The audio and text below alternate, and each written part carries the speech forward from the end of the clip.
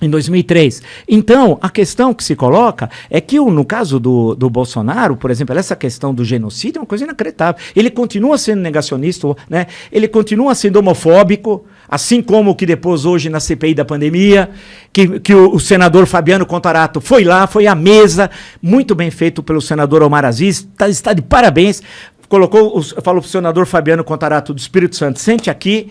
E tinha uma postagem do depoente de hoje, que é um empresário bolsonarista. Luciano Heng. Né? Não, hoje foi um cidadão chamado Otávio alguma coisa, um sujeito inexpressivo. Entendi. Um inexpressivo. Eu nem conheço, um cidadão aí que não tem expressão. Mas ele tinha feito uma postagem do Fabiano Contarato falando, homossexual, você sentiu o perfume de quem e tal. Um negócio incrível, um negócio horroroso, né? Porque a homofobia, pela STF, é considerada uma forma de racismo. E o racismo é um crime inafiançável. Portanto, o que depois hoje, esse cidadão aí, ele é criminoso, porque ele fez uma discriminação. E o senador Fabiano Comparato foi assim, brilhante, foi lá, falou, deu um depoimento emocionante. Foi um dos mais bonitos momentos, coisa que eu vi esse ano e tal. E depois o senador Randolfo Rodrigues, outro vice-presidente, também ele tinha uma postagem homofóbica. Quer dizer, eles são isso. É o Bolsonaro, que hoje no WhatsApp do Bolsonaro é homofóbico. Então você tem a homofobia, você tem a sinofobia, quer dizer, contra a China, você tem... ele defendeu no WhatsApp hoje o Pinochet. Como esse cara, esse pilantra, pode ser presidente do Brasil defendendo Pinochet? Tu tem um WhatsApp bolsonarista só pra receber as paradas? Não, saiu no Globo hoje, porque pegaram o último número de telefone dele. Eu queria ele vai mudando. Grupo bolsonarista, como que entra nesses grupos do WhatsApp? Ele passou recebe. Esse negócio do Pinochet, e é bom lembrar para os mais novos, a pior ditadura, uma das piores ditaduras da América Latina foi a ditadura chilena do Pinochet, o golpe de Estado de 11 de setembro de 1973. Morreu gente pra caralho. No Estado Nacional. Setembro, que sempre a tragédia acontece. O Estado Nacional, que era o estádio até hoje principal, virou campo de prisioneiros, né? Muita gente foi fuzilada, brasileiros morreram lá no Estado Nacional. Um grande músico, que não é da geração, claro, de vocês, mas é da minha, que era o Vitor Hara, um grande músico chileno, uma das suas músicas chamava Las Manos Son Lo Único Que Tengo. Antes dele ser fuzilado, eles cortaram as mãos. Caralho. Então nós estamos falando de assassino, né? Esse é o Pinochet. Cruel, são assassinos. E o Bolsonaro hoje, o criminoso, postou um vídeo de apoio ao Pinochet, que ele retuitou de um deputado aqui de São Paulo, que fez, porque está do lado direito o nome do deputado. Isso é uma coisa inacreditável. Como é que um presidente, sob a égide da Constituição de 88, vai retuitar um vídeo de Pinochet? No WhatsApp também, homofobia, sinofobia, dizendo que na China todo mundo não tem o que comer a não ser cachorros. Ele é um idiota, porque ele nem conhece a China, não conhece o PIB. Hoje, depende do cálculo, o PIB da China já é superior. Ele está mentindo, ele só quer aquecer a própria base. Só que a China é a maior parceira econômica do Brasil há mais de uma década. Ele sabe disso. Ele sabe muito pouco, porque o Dudu Bananinha atacou inúmeras vezes, através do seu Twitter, também a China. E essa história de vírus chinês... Mas eles fazem isso pensado, não é que eles não sabem que a China é um bom parceiro, é que eles fazem um cálculo político. Sim, eles que pega aquele Steve Bannon, aquela coisa horrorosa lá dos Estados Unidos, né, que era do Trump, e aí trazem aquilo. O bolsonarismo, o ismo é exagero, porque o ismo parte da ideia que você tem um certo conjunto orgânico de ideias. O Bolsonaro não tem um conjunto orgânico de ideias. É uma misturada, que eu até, nos artigos que eu escrevo lá também no UOL como colunista, eu falei, olha, tem de ver a história da extrema-direita brasileira, para entender esse ismo do bolsonarismo. Não é o integralismo, que foi um movimento tipo fascista que nós tivemos no Brasil nos anos 30, mas ele só existiu durante 5 anos, de 32, quando foi criado, e veio o golpe do Estado Novo, proíbe os partidos políticos. Conhece os internalistas aí na internet. Mas esses aqui são tudo internalistas de carnaval. Isso aí não é para levar nada, esses aí são todos bobalhões. Não é o integralismo, porque aquele integralismo nos anos 30 tinha a lembrar, primeiro precisa olhar a Itália do Mussolini, nós estamos na década dos anos 1930, e era um movimento nacionalista, ultranacionalista, com a cor verde, o sigma como símbolo, a Naue, e tinha o Plínio Salgado como chefe do integralismo, era um partido nacional de massas, tinha organizações de massas, tudo que não tem nada agora. E o Plínio Salgado, você pode falar tudo, mas era um bom escritor, né? Era um escritor modernista, da Semana de Arte, e tinha intelectuais que depois foram para outras correntes, como o Miguel Reale, que depois rompe com o integralismo, integralismo, que era o chefe da doutrina. Tinha Santiago Dantas, que foi um cara importantíssimo nos anos 50, morre em 64. O padre em Fortaleza, Dom Helder Câmara, que depois vai ser muito importante quando vai para o Rio de Janeiro. O Dom Helder Câmara virou um símbolo, especialmente durante a ditadura militar. Então, foi aquele momento. O Vinícius de Moraes, jovem à época, estava para prestar concurso no Itamaraty, também teve simpatias com o integralismo naqueles anos 30. Então, o integralismo era aquilo. Mas aquilo morreu lá nos anos 30. O que o Bolsonaro advoga é uma outra extrema-direita que nasce contra a República Populista, e tinha um almirante nos anos 50 chamado Pena Boto e tal. E na época se gozava muito, o Rio era a capital e o humor carioca sempre é muito bom, que era o penabotismo, que ele via comunista embaixo da mesa, em todo lugar, ia no banheiro, o comunista estava atrás da privada, era aquela coisa tenebrosa e tal. E aí era o chamado penabotismo, que fracassou em várias tentativas de golpe. Se você pega o que eu penso, eu tenho muitos fascículos das coleções dele, eu comprei em sebo e tal. Se você pega o Penaboto, tanto que em 64 não deram cargo nenhum para ele, porque os militares sabiam que o cara era doido, né? Aí você puxa para os órgãos de repressão, que é chamado órgãos de inteligência, que reprimiram, mataram, assassinaram dezenas de brasileiros, né, nos centros de repressão. Milhares ou dezenas? Dezenas. Foram provavelmente, deve ter sido em torno, aqui foi em torno de uns 400, a princípio de 450 a 500, que foram, parte desses corpos desapareceram, que são os chamados desaparecidos, né, nunca foram entregues às suas famílias. Quando você pega esse período aqui, esse segundo período, é a repressão das torturas. Pau de arara é uma invenção nacional, tal. Outro dia até estavam dando risada sobre o pau de arara. Isso é uma tragédia, tal.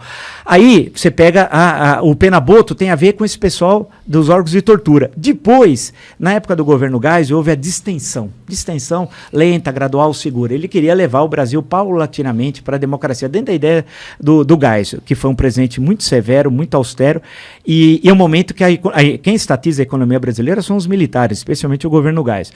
Mas uma coisa que me interessa nessa história toda que você está me contando é que, por mais que a gente teve histórias, momentos da história do Brasil que a gente foi para um âmbito autoritário da coisa, o Brasil, por algum motivo, nunca se perdeu tanto nisso, no sentido que não foi um Mao Tse Tung, tá ligado? Da vida. Porque aqui tinha os militares, essa é uma questão que você colocou interessantíssima, que está até no meu livro, no meu curso, lá, Ditadura Brasileira, que é a seguinte, os militares brasileiros não eram nazistas, fascistas, aí é bobagem quando eu falo, daquela época, né, de 64, eles são positivistas, ou seja, um Estado central forte, modernizador, autoritário, né? E vem eles são patriotas. Sim, naquele momento sim. Bem do que eles não tem nada a ver com o Bolsonaro. O Bolsonaro é traidor da pátria, né? Ele é traidor. Okay. Ele se ajoelha pro imperialismo americano. Você imagina? Ele se ajoelha para quem salvar os filhos dele. Ele não faz uma coisa. Aí os militares, você tem um programa naquele momento de nacionalismo, de industrialização rápida, de inserção no Brasil no mundo, do Brasil ser uma potência no hemisfério sul, potência militar no hemisfério sul, vem até a história da bomba atômica, né? Começa a se fazer um programa. Que a gente tem, com certeza, uma não tem. Não, deve ser, tem o Bolsonaro, que é a nossa bomba atômica. Lembrar que em Hiroshima morreram 150 mil no bombardeio atômico. O Bolsonaro já matou 600 mil no Brasil com a pandemia. Calma. Só para ver, ele é 4 vezes. Mil, vai. Mas já estamos chegando a 600 mil. Não, eu sei, mas dá para pôr tudo na conta do Bolsonaro. Não, você poderia, diz os especialistas, que de cada 5, se você tivesse tomado as medidas adequadas, você salvaria 4 tal, né? Você teria condições pelas estatísticas eu entendo, mundiais. Mas tem que tomar cuidado, porque, tipo, a pandemia é um fenômeno natural, que tem de ser tratado cientificamente. O ser humano não é também a causa de tudo da parada. Eu acho que é importante dar esse fato para não parecer que a gente tá batendo no Bolsonaro só por bater. Tá ligado? Não, eu tô batendo porque ele é incapaz, é incompetente, é reacionário, é traidor da pátria, é chefe de quadrilha, só isso, é uma forma para homenageá-lo. E ele é tudo isso. Porque mas foi 600 mil pessoas que morreram por causa dele. Mas se você for pegar ação concreta, né, quando você... Ele continua conspirando contra a vacina. Nessa matéria de hoje, ele está conspirando contra a vacina. Bom, quer dizer, é inacreditável. No discurso internacional que ele fez na ONU, ele falou a favor da vacina. Não, mas também falou do Tratikov. O Tratikov é um dos maiores crimes cometidos no Brasil. Que é isso? O Tratikov é o tratamento precoce. o tratamento precoce. E eles inventaram em Manaus... Mas isso está sendo discutido bastante nos Estados Unidos também. Não, mas isso é de pessoal da extrema... Tem de lembrar que os Estados Unidos é chamado Terra da Liberdade Peru no Mútuo, né? Então, se você vê lá que tem a Ku Klux Klan, a supremacia branca, que por sinal o Bolsonaro trouxe para o Brasil o número 88 daquele clube de tiro. Vejam hoje, tá lá no UOL, aquele 80, eu já sabia que eu já tinha me contado essa história, eu só não falei, mas saiu agora no UOL, tudo bem, eu vou dizer. 88 é a supremacia branca, é 2 vezes a letra H, de Heil Hitler. Entendi. É isso. É o número 8. Ou seja, eles trouxeram isso para o Brasil e está o Eduardo Bolsonaro com isso. É supremacia. Então, pensar que Estados Unidos é aquela lembrança, dos pais fundadores ali, eu estou me referindo ao processo da independência, a democracia, depois...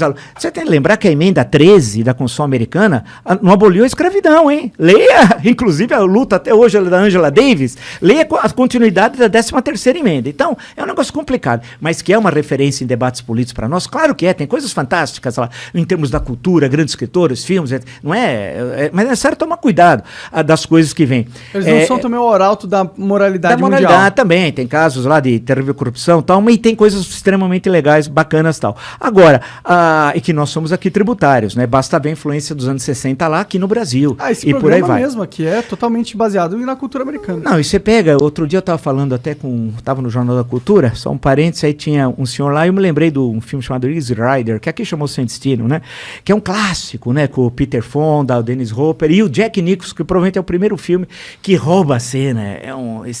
E aí você vê o que é os Estados Unidos, porque eles estão fazendo, porque os Estados Unidos foi do leste para o oeste, né? Veio do Atlântico para o Pacífico, processo de ocupação territorial.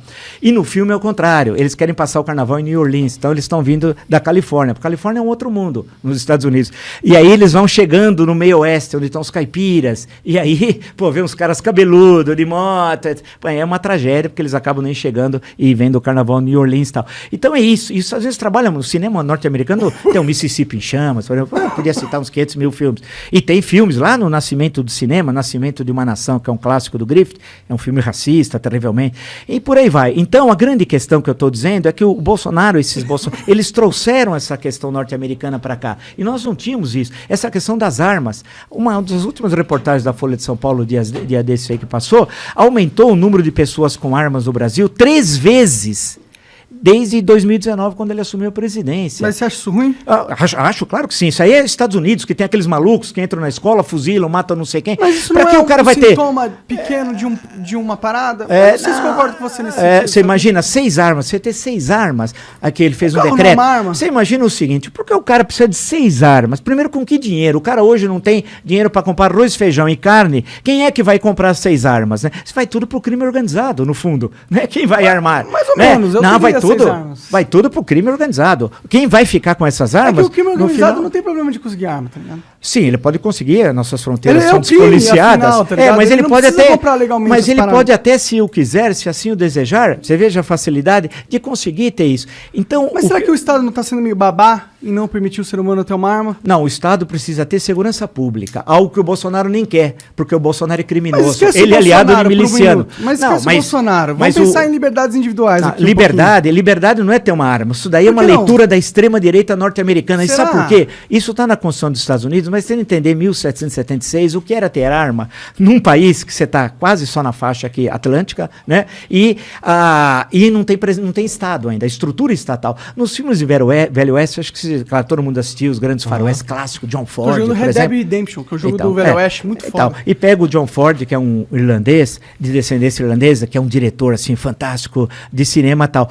Você sempre vê o quê? Chega a família, chega o missionário, vai ocupando aquelas áreas, vem a carroça, sempre assim. Só que não tem lei. É uma tremenda zona. Quem é a lei? É o xerife. Quem é o xerife? É o Estado. Né? Aí que chega e começa, e aí vai envolver até a questão de andar com armas, etc. Porque chegou o xerife, e aí depois vem a prisão, vem isso, vem aquilo, etc. Tal, e por aí vai. Então, e por isso que na Constituição norte-americana fala, naquele momento, nós somos no final do século XVIII, da questão das armas. No caso brasileiro, e você compara com a Europa, a nossa referência não é os Estados Unidos, a nossa referência histórica é a Europa, especialmente a Europa Ocidental. Nós somos tributários, é da França. da Revolução Francesa. A nossa visão do mundo vem da Grécia, graças a Deus, não vem de Miami, ou de Orlando, Orlando pior ainda. Ali vem a nossa visão. A Europa é social-democrata. Vai ficar doente nos Estados Unidos. Não tem SUS, você morre. Tem gente que agora com a Covid vai ficar pagando a vida inteira o tratamento de saúde. Qual é o maior SUS do mundo? Nós temos o maior serviço público do mundo. E o criminoso do Bolsonaro cortou 22% do orçamento de saúde para o próximo ano. Isso quando nós temos 600 mil mortes e tem os sequelados, hein? Que são milhões. Tem gente que vai ficar a vida inteira, não pode retornar ao trabalho como antigamente por sequelas que traz. Outros problemas emocionais, outros problemas físicos gravíssimos. O Brasil tem de pensar nesses, além da terrível 600 mil famílias destruídas. Quantos órfãos tem no Brasil? Nós não sabemos ainda. Pode ser 20, 30, 50 mil. Quantos aposentados, senhores de idade, sustentavam a família, sustentavam o filho e o neto?